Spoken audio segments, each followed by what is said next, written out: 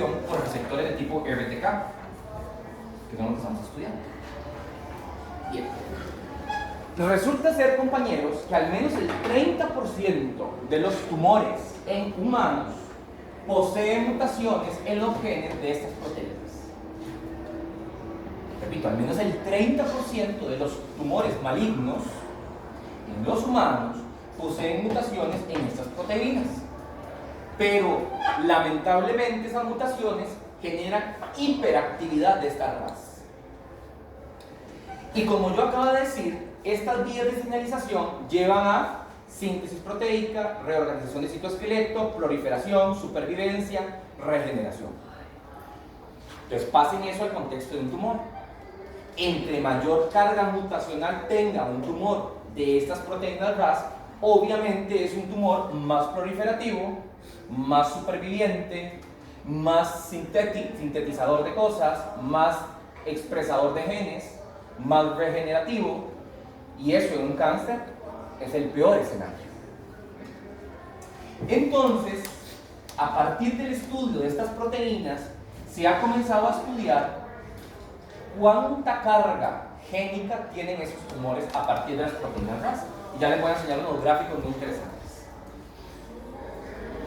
Las proteínas RAS, como les dije, es una superfamilia, pero tienen una característica todas en general, y es que ellas se activan cuando el GDP que las mantiene inactivos se sustituye por un GTP. Lo mismo que vimos en la clase anterior con las proteínas G. De hecho, a las proteínas RAS se le llama proteínas G pequeñitas o pequeñas, porque se activan por la misma forma, sustituyendo GDP por GTP. Y una vez que una RAS sustituye GDP por GTP, comienza una vía de señalización que, como he dicho, lleva a la proliferación celular, a la angiogénesis y, en el caso de los tumores malignos, a la metástasis.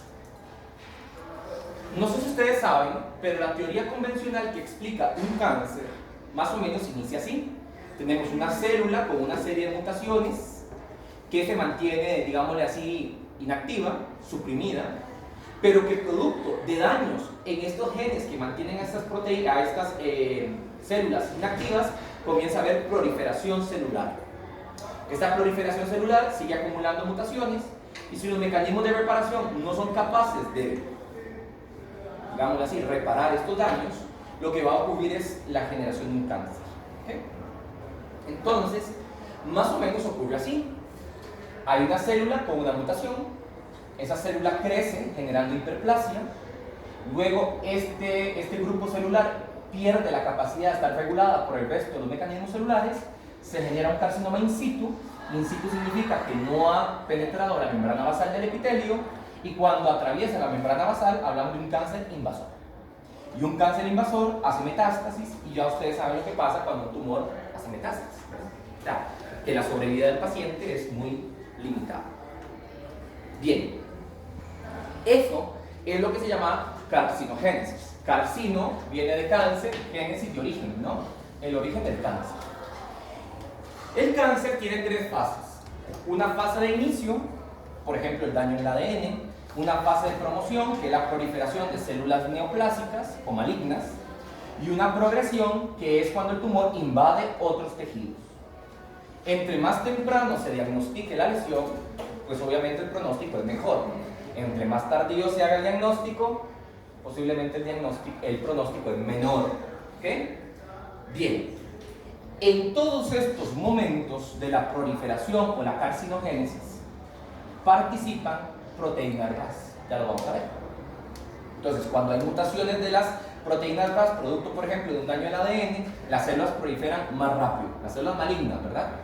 Cuando hay mutación de las proteínas RAS, hay mayor angiogénesis, es decir, los vasos sanguíneos crecen más rápido en el tumor, hay migración, hay invasión y hay metástasis. Recuerden que metástasis es cuando las células tumorales se anidan en órganos a distancia.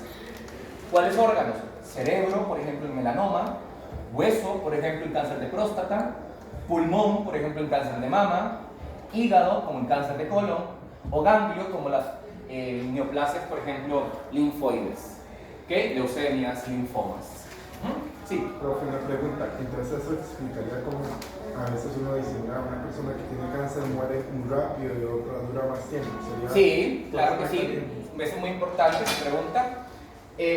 Hay varios factores. Bueno, para responder a su pregunta, hay varios factores que podrían determinar la sobrevida de un paciente a un tumor. El primero de ellos es el estadio. El estadio. Entonces, no es lo mismo un paciente que se diagnostica en esta etapa, por ejemplo, en la fase proliferativa de la célula tumoral, a un paciente que se diagnostica en la etapa metastásica.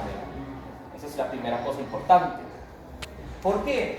Porque generalmente las células tumorales hacen metástasis en órganos que son indispensables para la vida. No podemos llegar a quitar el cerebro, ni podemos quitarle todos los huesos a un paciente, bueno, sí se puede quitar un pulmón, se puede resecar un pedazo de hígado, pero si son varias siembras, ya no se puede. Número 2, depende del número y del sitio de metástasis. Esto es lo que acabo de explicar. Si ustedes hacen metástasis, por ejemplo, en el lóbulo izquierdo del hígado, se puede resecar. Pero si las metástasis son en todo el parénquima pulmonar, usted no puede quitar todo el pulmón. No se lo puede quitar a alguien. Ni que se diga a nivel cerebral, ¿verdad? Las metástasis cerebrales generalmente son de muy mal pronóstico todas. Lo tercero, y va relacionado con lo que les voy a explicar ya, es la carga de mutaciones. Porque a mayor cantidad de mutaciones de las células tumorales, mayor capacidad angiogénica, migracional, invasiva y metastásica. Y eso ya se lo voy a explicar. Porque cuando me refiero a mutaciones, una de las principales mutaciones son en las proteínas RAS. Entonces, cuando uno estudia el genotipo de las células tumorales y hay una carga muy alta de mutación RAS, sabemos que esto es mucho más rápido y agresivo. Posiblemente el paciente tiene menor pronóstico. Y obviamente, el cuarto punto de la respuesta sería el estado basal del paciente. No es lo mismo un paciente que le da, por ejemplo, una mujer que tiene cáncer de mama en un estadio determinado, pero que no padece ninguna enfermedad, a una mujer que le da cáncer de mama en el mismo estadio anterior, pero que padece de hipertensión, de dislipidemia, de artritis reumatoide, de lupus, de un montón de otras enfermedades. Entonces, son muchos factores, no es solamente uno. Doctor, yo tengo otra pregunta. Dele. Por ejemplo, o sea, si a un paciente se le diagnosticó cáncer en etapa de inicio, ¿verdad? Estaba iniciando, se le colocó todo el tratamiento, quimioterapias y radioterapias. O sea, pero vuelve con los años el cáncer, pero Sí. o sea, ¿por qué se da? Porque, muy bien su pregunta, porque las terapias en cáncer van dirigidas al tumor principal. Y cuando los tumores, cualquiera que sea, ya ha sido un tumor invasor, recuerden que un cáncer invasivo significa que ya ha perforado la membrana basal. Cuando un tumor está confinado a un epitelio y no ha atravesado la membrana basal se llama in situ.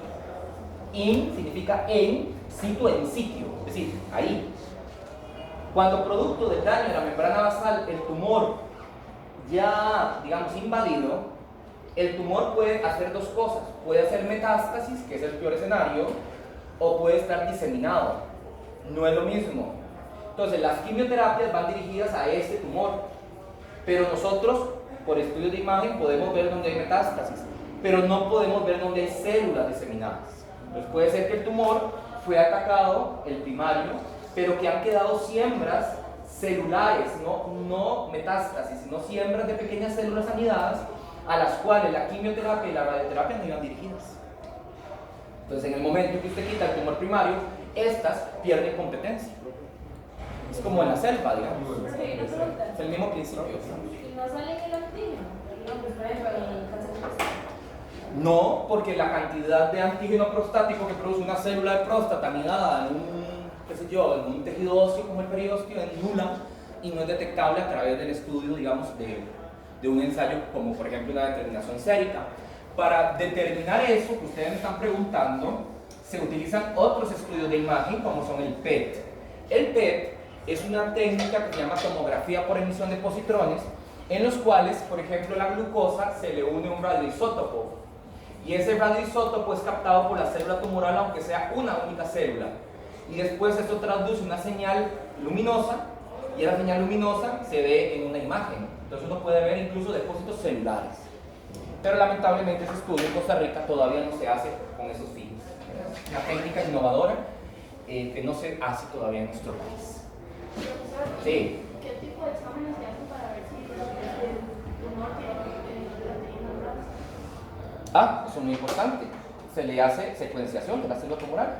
Cuando un paciente se le hace una biopsia, por ejemplo, una paciente de mama, y se dice, bueno, vamos a hacer una biopsia de esa lesión, y resulta ser que la lesión, toda biopsia se extirpa en la lesión, es decir, extirpar es sacarla. Entonces es lo que llamamos una biopsia excisional, es decir, la lesión se sacó y en la mesa de disección se le toma la biopsia. Porque vamos a ver, usted no, pensar, una mujer tiene una lesión en mama, usted no va a hacer una cirugía para abrir el tumor y esparcir las células que no estaban esparcidas. Es decir, cuando usted hace una biopsia, usted ya está rompiendo el tumor y si las células son tumorales, usted más bien está favoreciendo el fenómeno invasor. Entonces, las biopsias siempre son excisionales, siempre. Es decir, excisional significa que se arranca la pelota, la lesión, y en una mesa afuera se toma una biopsia. Entonces, la biopsia es para que el patólogo la vea. Y el patólogo, en la caja no se hace, pero a nivel, digamos, de investigación, uno puede tomar esas células tumorales y hacerles justamente determinación de carga mutagénica, es decir, uno puede determinar la carga de mutaciones que tiene. Por ejemplo, en leucemia sí se hace, porque las células leucémicas están circulantes. Entonces uno le hace un aspirado de médula o una toma de muestra de sangre periférica, manda esas células al Instituto de Investigaciones en Salud y ahí le pueden hacer a uno la carga mutagénica, que es lo que se está preguntando. En la caja no se hace con rutina, porque como te digo es un procedimiento primero caro y segundo porque nosotros en la institución no hacemos terapia dirigida. ¿Qué significa terapia dirigida? Terapia dirigida significa que dependiendo del tumor a usted se le da una quimio, pero del tumor que usted tiene, no del tumor general. En la caja se tratan los tumores por, digamos, por generalización. Usted tiene cáncer de mama y se le pone esto, a todas las mujeres con cáncer de mama se le pone lo mismo. A toda la gente con cáncer de hígado se les hace lo mismo. A toda la gente con cáncer de colon, dependiendo del estadio, se le hace lo mismo. Así. La UCR el año pasado inauguró un laboratorio que se llama Laboratorio de Sensibilidad a Quimioterapia, que es justamente hacer lo que usted está diciendo. Tomar una biopsia del tejido, hacerle carga génica y a partir del tipo de mutación, dirigir la terapia. Eso se hace en el mundo. En nuestro país, en América Latina, no se hace. Pero ya la UCR está haciéndolo. Yo no tengo nada que ver con eso, lo hace la Facultad de Microbiología. Micro son los que más han desarrollado este tema y ellos ya tienen un laboratorio para poder hacer esos estudios, pero esos estudios son, digámoslo así, no plan país, sino se están haciendo como un piloto, un plan piloto, ¿verdad? Porque el problema está, y muy bien su pregunta, en que dependiendo del grado de mutación del tipo de RAS, así es la respuesta del tumor. Existen 3 diferentes genes RAS, es decir, genes que codifican para ciertas proteínas RAS. Están el KRAS, el NRAS y el HRAS. Y estos son tipos de cáncer. Y ahí tenemos los porcentajes de mutación de RAS en general y del tipo de RAS específicamente. Por ejemplo, el melanoma de piel, el 28% de los cánceres de melanoma tienen mutación RAS, pero es una nueva mutación NRAS. En cambio, estómago tiene un porcentaje de 12% total de mutación RAS, pero su principal afectación es KRAS, es decir, es otro gen mutado. Y eso hace que la terapia para tumores NRAS sea diferente a tumores KRAS o a tumores HRAS. Eso no se hace en la práctica del día de hoy en la institución, porque eso es un estudio genético, y un estudio genético como este tipo puede costar $1.000, $1.500 por paciente. Entonces, no se puede hacer. Por eso se hace en la academia, en la universidad. Sí. Una pregunta. Es que una vez yo leí sobre un doctor que está investigando sobre la leucemia mieloide crónica. Sí. Entonces resulta que ese doctor le dio como un cáncer de riñón. Ajá. Pero a él lo iban a tratar como cáncer de riñón, pero realmente lo que él tenía era leucemia. Ajá. Eso se puede confundir. Digamos que usted tenga un ejemplo, cáncer de riñón, que le detecte que el problema está en el riñón, pero no se tiene que tratar como cáncer de riñón, sino como cáncer de leucemia, por decirlo un ejemplo. No, bueno, digamos, no entiendo bien el contexto, pero no, porque cada tipo de cáncer tiene un protocolo de manejo. Es decir, Si uno tiene la mala suerte de que le diagnostican cáncer de colon, ya hay una especie de protocolo para el cáncer de colon dependiendo del estadio. No es lo mismo un cáncer de colon estadio 1 que estadio 4. Entonces, dependiendo de cada tipo de cáncer, hay un protocolo de manejo. Entonces, digamos, no sé tal vez el contexto de ese caso, pero por lo menos en la institución no pasa así. Si usted tiene la mala suerte de que diagnostican, a usted le diagnostican un caso de cáncer de mama, en el caso de una mujer o de un varón, pero es menos frecuente, entonces a usted le hacen una extirpación quirúrgica y ya se sabe qué terapia tiene que recibir. ¿Sí? Ya eso está ya predefinido. ¿Qué tasa de respuesta tiene o no tiene? Pues obviamente eso depende del tipo de tasa de mutación que tenga esas células tumorales. Pero como les digo, eso en la práctica, institución pública, no se hace. Se hace a nivel académico. Con muestras de tumores que han sido donados para esa cuestión de investigación. Tengo otra pregunta. Los pacientes cuando están en tratamiento de quimioterapia, porque llegan a comas así por solo, o sea, caen en comas, a veces se ponen comas inducidos. Pero también yo conozco casos en lo personal, mi mamá 2 veces, o sea, ella sola entró en coma. Es porque, bueno, tampoco entiendo, digamos, el concepto de coma en ese sentido, porque el estado comatoso no es una condición clínica. El estado comatoso es un estado de supresión de la actividad, digamos, neurológica, disminución de los signos vitales. Es decir, el coma no es una enfermedad, el coma es un estadio, es una respuesta. Porque la quimioterapia daña las células. El objetivo de la quimioterapia es dañar las membranas de las células, de esas células tumorales. Pero los componentes de esas membranas celulares se parecen mucho a los componentes del resto de las membranas, entonces genera una citotoxicidad. Las quimioterapias son venenos, es decir, son moléculas que tienen efectos dañinos sobre no solo las células tumorales, sino sobre todas las demás células.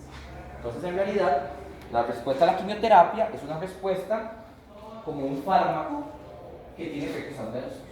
Lo que pasa es que los efectos adversos de la quimioterapia generalmente son más agudos, incluso más intensos, que por ejemplo los efectos adversos que ustedes puedan tener con un antibiótico. Pero la quimioterapia es un fármaco, y como fármaco tiene efectos adversos. Entonces, digamos, el hecho de que una quimioterapia a un grupo de personas le den síntomas y otros es como cualquier fármaco que a un grupo de pacientes le puede dar un síntoma y a otros no. Y eso depende mucho de la vía. Por ejemplo, no es lo mismo una quimioterapia oral que una quimioterapia intravenosa. No es lo mismo, por ejemplo, 3 ciclos de quimio semanales a un ciclo de quimio semanal. No es lo mismo que le ponga a uno cierta quimioterapia que otra, porque existen al menos 100 diferentes tipos de quimioterapéuticos. Entonces no es lo mismo la quimio que se pone en colon, cáncer de colon, ¿verdad? O la quimio que se pone en cáncer de tiroides, o la quimio que se pone en cáncer de esófago, no es lo mismo. Creo que también depende de la alimentación, de la salud de la persona, ¿no? Y depende del estado basal, lo que dije antes, es decir, depende también de, por ejemplo, no es lo mismo ponerle quimio a un paciente sano que un paciente que recibe quimio con enfermedad renal de base, ¿verdad? Entonces, es como cualquier fármaco, es decir, el espectro de efectos adversos es muy variado. Profe, y si tiene 2 tipos de cáncer, ¿cómo se trataría si hay una quimio para cada cáncer? Es sumamente poco probable que alguien desarrolle 2 tumores primarios. Generalmente lo que la gente hace es tener un tumor primario que hace metástasis, y esas metástasis son del mismo tumor. Es decir, por ejemplo, a alguien le diagnostican un melanoma en el pie y hace metástasis axila, y estas células son las mismas, es decir, son melanocitos ahí, ¿sí? O sea, las metástasis son células del tumor primario que están ahí anidadas y que crecieron. Entonces, por ejemplo, el caso más terrible, usted tiene un melanoma y hace metástasis cerebral, usted tiene melanocitos a nivel cerebral, allá están. Entonces, cuando usted le pone quimioterapia, va pues dirigido hacia los mismos tipos celulares, así que hay un síndrome que se llama el síndrome de Li-Fraumeni, que es una mutación del P53, que es una proteína relacionada con la regulación del ciclo celular. Los pacientes con Li-Fraumeni pueden tener 2 o 3 primarios simultáneos, es decir, pueden tener tumor de pulmón, cáncer de pulmón y cáncer de próstata. No son metástasis, son primarios diferentes. Y se les da la terapia, ya hay esquemas de tratamiento. Es decir, si usted tiene primario de este tipo y primario de este tipo, ya hay literatura que dice cuál quimioterapia. A lo que quiero decir con esto es que la quimioterapia es una receta. Es decir, los oncólogos clínicos lo que hacen es seguir una receta. Usted lamentablemente le diagnostican cáncer de cervix y entonces el oncólogo clínico va a decir, ¿se opera o no se opera? Si se opera, pues el tratamiento es quirúrgico y después quimio radio. Si no se opera, el tratamiento va a ser paliativo. ¿Me explico? Entonces, eso es una receta, ya eso está escrito. No es que uno dice, uy, ¿qué le doy? No es así. Ya hay un esquema hecho. Lo que el oncólogo clínico tendrá que determinar es si ese paciente se beneficia o no se beneficia de esa terapia. Y también hay que tomar en cuenta la voluntad del paciente. Si el paciente dice, quiero someterme a este procedimiento, tiene toda la voluntad para poderlo hacer y todo el derecho constitucional de elegirlo. ¿Ok? Sí. La quimioterapia va a todas las células, buenas y malas. No, la quimioterapia, es que, vamos a ver, de nuevo, quimioterapia no es un fármaco, son cientos de fármacos diferentes. Entonces, cuando decimos quimio, es que es química. Y terapia, tratamiento químico. En otras palabras, casi todos los tratamientos farmacológicos son quimioterapéuticos. Entonces, más que hablar de quimioterapia, el término correcto sería antineoplásicos. Eso sí, es un poquito más específico. Entonces, los antineoplásicos se clasifican en un montón de grupos. Entonces, hay antineoplásicos que inhiben la síntesis de ADN, hay antineoplásicos que más bien degradan la membrana plasmática, hay antineoplásicos que bloquean las vías de transducción de señales. ¿Me explico? Quimioterapia no es una única botellita, digamos. O sea, no hay una botellita que diga quimioterapia, no, eso es un montón de diferentes terapias. Entonces, los quimioterapéuticos en realidad lo que tratan de disminuir es este proceso, la angiogénesis, la migración, la invasión y la metástasis, y obviamente poder generar daño directamente sobre las células.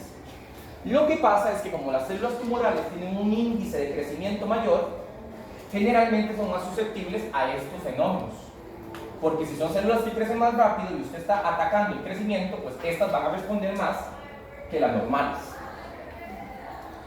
Pero por eso a los pacientes se les cae el pelo, porque si usted da una quimioterapia dirigida a disminuir el ciclo celular, pues también se disminuye el ciclo celular en las células del cuero cabelludo y se le cae el pelo uno. Si usted, por ejemplo, está dando una quimioterapia cuyo objetivo es alterar la vía de transducción de señales, aquí va a tener más efecto porque ellas tienen más vías de señalización, pero en las otras, que también hay vías de señalización, también hay lesión. Por eso los pacientes se marean, se cansan, pierden peso, vomitan, les dan dolor de cabeza y todo eso. ¿Verdad? Me explico, porque quimioterapia no es un solo fármaco. Quimio, incluso pueden haber diferentes tipos de quimioterapéuticos, como les decía, y en un mismo paciente se pueden usar muchas combinaciones. ¿No existe alguno que vaya como específico, me entiendes? Sí, se llama terapia dirigida. La terapia dirigida ya se puede usar quimioterapia propiamente, es decir, químicos. Se puede usar braquiterapia, que es redirigir haces de radiación directamente hacia este tumor. Por ejemplo, se usa en cáncer de mama, que se pone la radiación directamente a la lesión. O se puede también utilizar, por ejemplo, inmunoterapia, pero aquí en Costa Rica no se usa. Sí, claro. Ese sería lo idóneo. Que a mí me tomen una muestra del cáncer, me digan qué tipo de cáncer es, qué tipo de mutaciones tiene y de acuerdo a la literatura a qué terapia respondo y que me den una terapia dirigida. Pues un sistema de salud no lo puede hacer. Eso es extremadamente caro. Entonces, como les decía antes, muchas de las vías de señalización en cáncer están dadas debido a la hiperexpresión de la RAS. Como las RAS tienen que ver con crecimiento celular, proliferación, etc., pues obviamente mutaciones que hiperactivan RAS pues llevan a cáncer. Y esto era eso que les quería mencionar, ¿verdad? Entonces vean ustedes cómo, dependiendo del tipo de tumor, así es no solamente la tasa de mutación de RAS, sino el tipo de RAS mutado. ¿Okay? Ahora, ¿cómo es que se activan estos receptores? ¿Verdad? O estas vías de señalización. Bueno, pueden ocurrir por varias formas. Las células tumorales, por ejemplo, pueden tener ellas mismas liberar el ligando para los receptores de este tipo, asociados a vías RAS. En otras palabras, Una célula tumoral libera un ligando y ese ligando se une a un receptor RTK que activa vía RAS. Por ejemplo, aumenta la actividad de RAS en esa célula tumoral. Cuando me refiero a RAS, me refiero a esas proteínas RAS. También pueden haber tumores que por lo menos lo que tienen son mutaciones del receptor que hacen que las proteínas RAS se hiperactiven. También pueden haber tumores donde los receptores RTK se fusionan intracelularmente. Ni siquiera están en membrana, sino que donde van, recuerden que son proteínas, se han sintetizado en el ribosoma. Y entonces donde van allá para ir a la membrana, se fusionan y entonces activan la vía. Y también tenemos otros tumores en los cuales lo que hay es una conglomeración de receptores que traducen en mayor cantidad de veces la vía. Todas esas opciones hay. Entonces, la oncología médica se ha ido especializando en el estudio de estas vías de transducción. Porque si más o menos el 30-40% de los tumores tienen mutaciones, al menos en RAS, entonces entender cómo ocurren las vías asociadas a RAS son muy importantes como blancos terapéuticos. Y entonces hoy existen suficientes medicamentos que bloquean vías relacionadas con lo que hemos explicado. Por ejemplo, hay inmunoterapias, ya es desde el punto de vista inmunológico, hay medicamentos de tipo inmunoterapia que se unen al ligando del receptor. Y entonces lo que hacen es neutralizar el ligando para que el ligando no se pueda unir al receptor y por lo tanto la vía no se deje. Está interesante. También hay otros anticuerpos, también inmunoterapia, muy caros por cierto, que bloquean el receptor. Y entonces aunque la RAS, que son las vías de transducción, estén mutadas, el receptor está bloqueado. Entonces disminuimos, digamos, la carga ahí de activación. También hay algunos medicamentos del tipo inmunoterapia, carísimos por cierto también, que lo que hacen es inhibir la dimerización del receptor. Yo les dije que esos receptores tienen que emparejarse, excepto el de insulina, pero aquí estamos hablando de otros RTKs. Entonces lo que hace es evitar la dimerización. Y hay otros medicamentos también bastante caros que lo que hacen es bloquear la fosforilación del receptor. Esos son todos los puntos de la vía de transducción de señales que se pueden bloquear. Porque la mutación de RAS no la podemos cambiar. Es decir, no le podemos poner a alguien RAS sanas y en vez de RAS mutadas. No se puede. La terapia dirigida proteica todavía no está escrita en humano.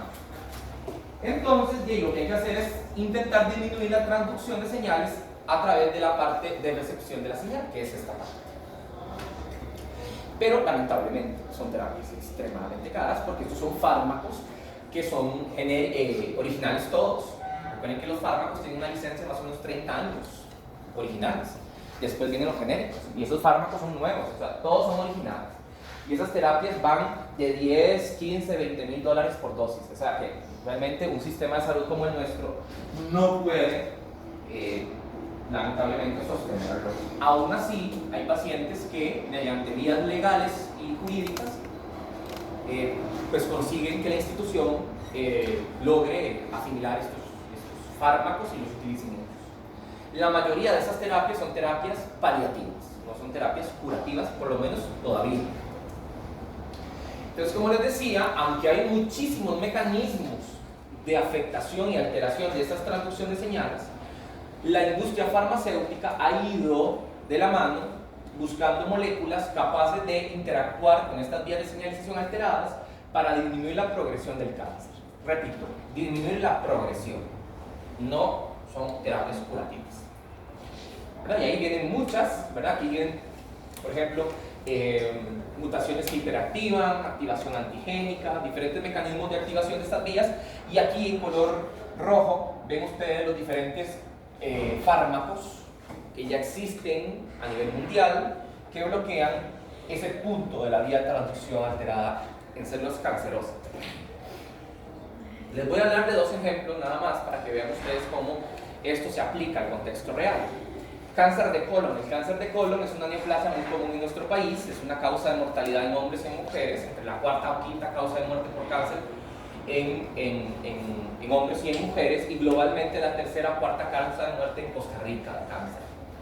El cáncer de colon tiene un problema y es que el cáncer de colon da síntomas tardíos, entonces los pacientes con diagnóstico de cáncer de colon generalmente es tardío, y a más tarde diagnóstico, menos pronóstico, ¿verdad? Bueno, el cáncer de colon en estadios iniciales tiene una curación prácticamente del 100%, porque se reseca el segmento colónico donde está el tumor. Por eso hay que hacerse colonoscopías y vectoscopías generalmente, porque así, si hay una lesión temprana, pues se reseca eso y usted está curado. Pero, si el diagnóstico de un CA de colon se hace tardío, posiblemente hay metástasis, y las metástasis de colon son a pulmón y a hígado, y la cosa ahí se complica. Bien. Existe un medicamento que se llama Erbitux, la institución lo usa, ya en la caja está. El Erbitux es un fármaco que lo que hace es, ojo, bloquear el ligando del receptor de factor de crecimiento epidérmico que está hiperexpresado en las células de cáncer de colon. Entonces es una terapia, que es una terapia inmunoterapia, es un anticuerpo. Todo lo que termine en A es un anticuerpo monoclonal. Es un anticuerpo que se ha purificado, carísimo, que lo que hace es unirse al ligando del receptor. El ligando del receptor del factor de crecimiento epidérmico es el factor de crecimiento epidérmico. Las células de cáncer de colon hiperexpresan este receptor. Y entonces lo que hace esta molécula es unirse al ligando y evitar que el ligando se una al receptor, y entonces disminuye la hiperactividad de esta vía. Recuerden que las vías asociadas al factor de crecimiento epidérmico llevan a proliferación y crecimiento celular. Entonces, pues va bien, ¿no? El Erbitux se usa en acá. Se llama cetuximab, la molécula, el nombre es cetuximab, el nombre de marca es Erbitux. Bien, entonces se usa, la institución lo tiene, lo usan pacientes con cáncer de colon. Ya. Y luego tenemos otra molécula que está en la institución también, que se llama el Heftinat. El Heftinat es el nombre de marca, Heptinib es el nombre de la molécula, y resulta ser que esta molécula se utiliza para sea de mama y sea de pulmón, cáncer de pulmón. Este medicamento lo que hace es bloquear la autofosforilación del receptor del factor de crecimiento epidérmico, que les dije que era otro blanco de acción, ¿verdad? Los cánceres de mama y de pulmón aumentan la expresión del receptor del factor de crecimiento epidérmico. Entonces la terapia va dirigida a bloquear la autofosforilación que les dije que cubrían estos receptores. Entonces son alternativas, ¿verdad? Y todos los días, si ustedes se meten a estudiar esto, que es muy interesante, para mí la oncología médica es quizás el área más apasionante, porque es donde la bioquímica y la fisiología cobran mucha más relevancia. Además, recuerden que para el año 2050 la principal causa de muerte en este país va a ser el cáncer, de manera que es muy rentable pensar en estudiar oncología médica, ¿verdad? Entonces, el tema, y además muy apasionante, ¿verdad? Es muy apasionante el tema del cáncer. Entonces, el asunto es que todas esas terapias son terapias que nacen a partir del estudio de la bioquímica de las transducciones de señales. Y ahí hay un montón de ejemplos que podría ponerles, pero que no es el caso del video.